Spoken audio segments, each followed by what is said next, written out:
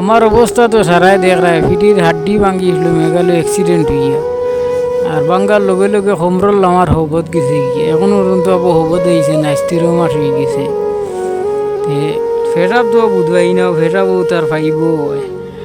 আর ও গাড়ি ওখান দিয়ে ঠেলাই ঠেলাই আনিও নো, বাসও দিন আর ও নো বাসও ধরিয়া কোনো জোরে তুবাই তুলাই এক ফাড়া ডুলাই দুই ফাড়া ওই দেখি ডুলাইয়া নিয়ে আল্লাহ আরাম দিন হবত আন্তা দিন।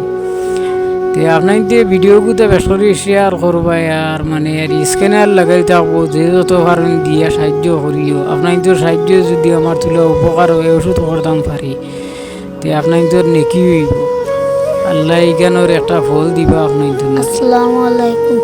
আমার বাবা এক মেঘালয় অ্যাক্সিডেন্টে মেরুদণ্ড ভাঙিয়েছে। আমার বাবার আপনারা সাহায্য কথা তোরা সাহায্য করলে বাবার ডাক্তার দেখাইতে পারবো।